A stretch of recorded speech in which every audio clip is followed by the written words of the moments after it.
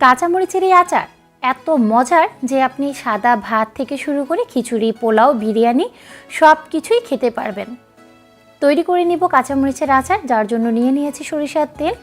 তার মধ্যে দিয়ে দিয়েছি 1 টেবিল চামচ পরিমাণ পাঁচফোড়ন, দিয়ে দিয়েছি আস্ত রসুন হাফ কাপ পরিমাণ। আস্ত রসুনের কোষগুলো দেওয়ার চেষ্টা করবেন, খেতে কিন্তু অসম্ভব মজা লাগবে। সবগুলোকে প্রায় 5 মিনিটের মতো একটু ভেজে নিয়েছি, চুলার আঁচটাকে একদম লোতে রেখে। এর মধ্যে দিয়ে দিয়েছি আমি 250 গ্রাম পরিমাণ কাঁচামরিচ। আর কাঁচামরিচটাকে মাঝখানে এরকম একটু আমি ফেড়ে নিয়েছি, মানে একটুখানি কেটে নিয়েছি। মাঝখানে কাঁচামরিচটা এভাবে কেটে দিলে ভাজার সময় যেমন ফুটবে না, তেমনি কিন্তু আচারটা তৈরি করার পর খুব সুন্দর মতো এর মধ্যে মশলা এবং তেল ভালোভাবে ঢুকবে। তাই অবশ্যই কিন্তু কাঁচামরিচের মাঝখানে কিছুটা কেটে দিবেন, তবে এটাকে আমরা রান্নার জন্য যেভাবে ফালি করি সেরকম ফালি করতে যাবেন না। সবগুলোকে খুব ভালো করে তেলের মধ্যে একটু ভেজে নিয়েছি প্রায় 2 থেকে 3 মিনিটের মতো।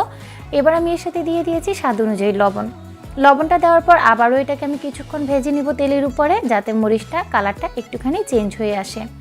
ভাজতে ভাজতে একটা সময় দেখবেন মরিচের কালার চেঞ্জ হয়ে যাবে, সেই সাথে রসুনের কালারটাও চেঞ্জ হয়ে যাবে। সেই পর্যায়ে দিয়ে দিবেন স্বাদ অনুযায়ী চিনি।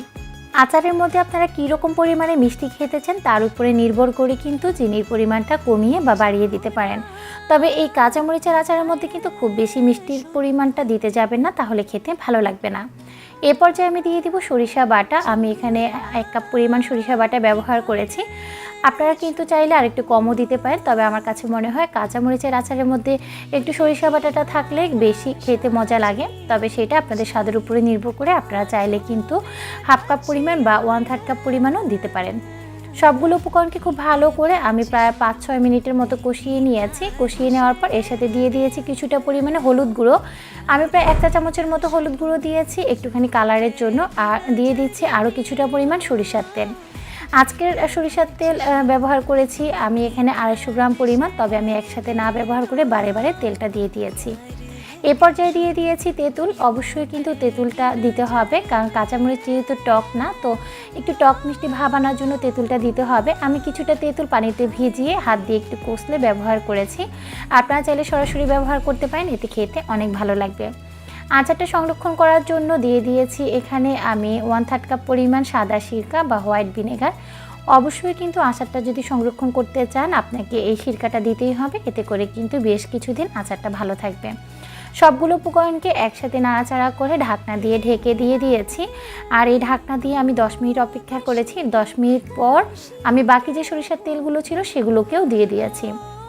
আপনারা চাইলে কিন্তু এই 250 গ্রাম সরিষার তেল একদম শুরুতেই দিয়ে দিতে পারেন, তবে আমি এগুলো বারে বারে দিয়েছি এর একটাই কারণ, সরিষার তেলের গ্রানটা যাতে খুব সুন্দরভাবে আচারের মধ্যে ঢুকে, যার কারণে।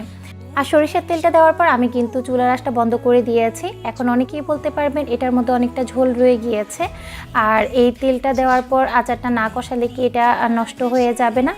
তো এটা আপনারা চাইলে রোদে দিতে পারেন। আমি এটাকে কয়েকদিন রোদে দিব, তো রোদে দিয়ে আমি এটা রেখে দিব। আর এটা যেহেতু ভাতের সাথে খাবো তাই একটু গ্রেভি রেখেছি। আপনারা যদি চান আচারটাকে আরেকটু শুকিয়ে নিতে পারেন, তবে আমি আর শুকাবো না। আমার কাছে খিচুড়ি, ভাত বা পোলাওর সাথে এরকম গ্রেভি টাইপের আচার খেতে অনেক ভালো লাগে। তো আজকের মতো বিদায় নিচ্ছি। সবাই ভালো থাকবেন, সুস্থ থাকবেন, আমার জন্য দোয়া করবেন। আল্লাহ হাফিজ।